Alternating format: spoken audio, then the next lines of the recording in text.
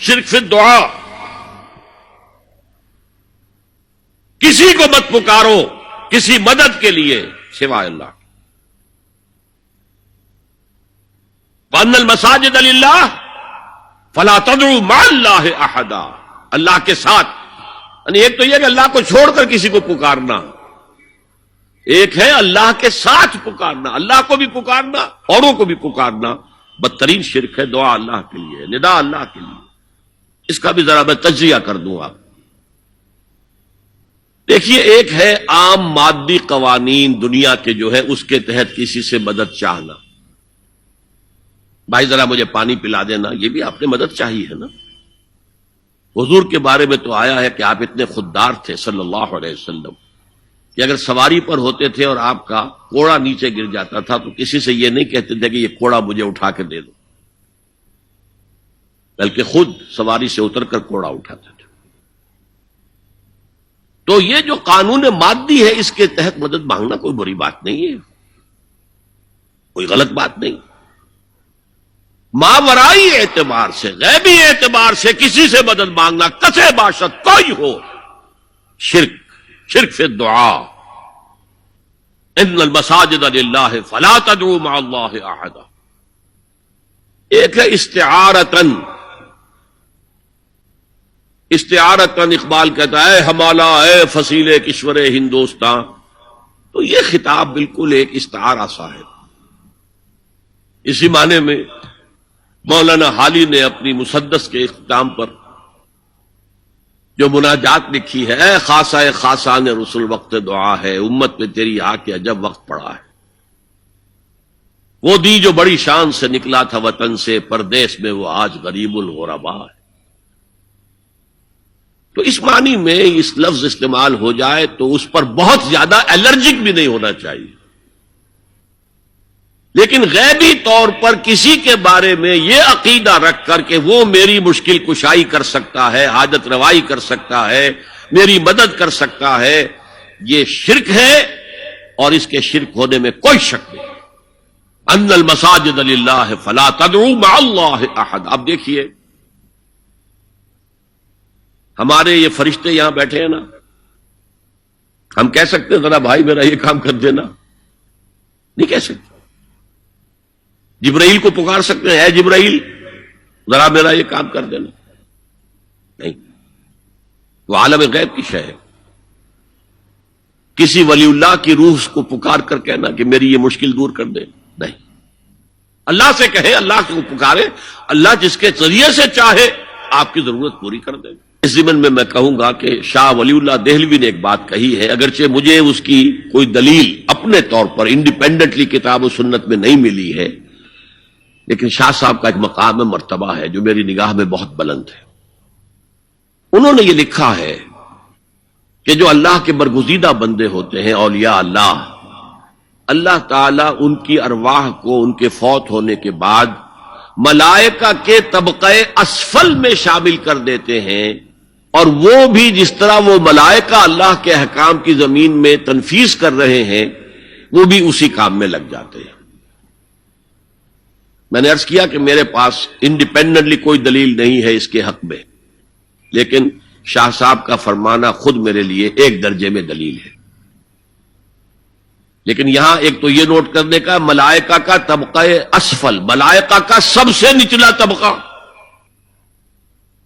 اور اللہ کے حکم کی تنفیذ کرتے تو فرشتے کر رہے ہیں، وہ بھی ہوں، ہمیں اس سے کیا غرض ہے؟ ہم نہ فرشتے کو پکار سکتے ہیں اور نہ کسی ولی اللہ کو پکار سکتے۔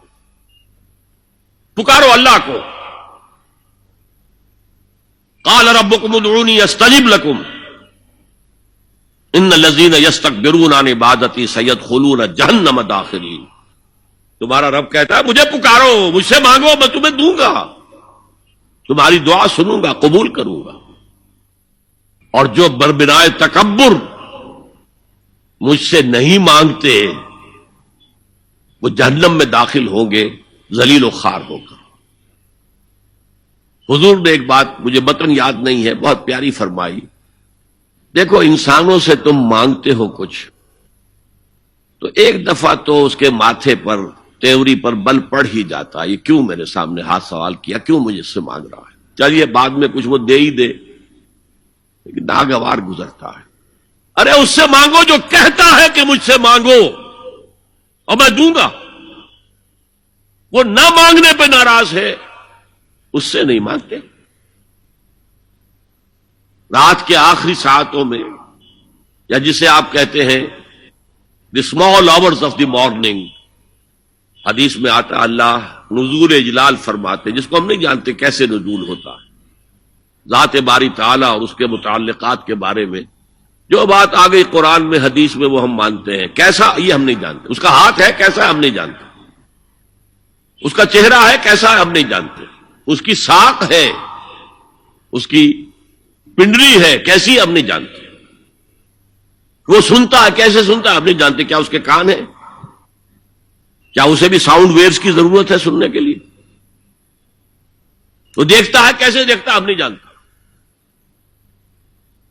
وہ اترتا ہے کیسے اترتا ہے ہم نہیں جانتے، جو قرآن میں آ گیا حدیث میں آ گیا مان لیجئے بس، باقی یہ متشابہات میں سے ہے، اس کی کھود کرید میں پڑو گے تو فتنے میں مبتلا ہو جاؤ گے، ابتغاء الفتنۃ وابتغاء تاویلہ۔ لہذا حدیث میں آتا ہے کہ رات کے آخری ساعتوں میں اللہ سمائے دنیا تک نزول فرماتے ہیں، اور پھر ندا لگتی ہے حل من سائل فاعطیہ، ہے کوئی سوال کرنے والا مانگنے والا کہ میں اسے دوں، حل من مستغفر فاغفر لہ، ہے کوئی گناہوں کی معافی چاہنے والا کہ میں اسے معاف کر دوں۔ ہم انٹا غفیل سو رہے، ہم تو مائل بکرم ہے، کوئی سائل ہی نہیں، راہ دکھلائیں کسے، رہنو منزل ہی نہیں، راہ کسے دکھا، اللہ کے راستے پر چلنے کا فیصلہ کرو، اللہ کی راہ میں جہاد کا فیصلہ کرو، پھر اللہ راستہ کھولے گا، والذین جاہدوا فینا لنہدینہم سبلنا، وہ لوگ کہ جو ہمارے راستے میں جہاد کریں، محنت کریں، مشقتیں کریں، ہم لازماً ان پر اپنے راستے کھولتے چلے جائیں۔ تو دعا شرک فی الدعا، مانگو صرف اللہ سے، اللہ سے، اللہ سے، وہ چاہے کسی فرشتے کے ذریعے، چاہے کسی فوت شدہ ولی اللہ کی روح کے ذریعے سے، چاہے کسی کو بھی نہیں، براہ راست اپنے حکم سے، اس کی تو قدرت ہے جو چاہے کرے، کن فیکون، وہ جیسے بھی ہو وہ آپ کی ضرورت پوری کرے گا، وہی ہے جو کہ مشکلات کو حل کرنے والا ہے، وہی ہے کہ رزق دینے والا ہے، وہی ہے جو مرض سے شفا دینے والا ہے، پکارو اسی کو، مانگو اسی سے۔ هي الحلقات تحفظني بآيات من القرآن، هي الحلقات تملأني بحب المصطفى العدنان، هي الحلقات تحفظني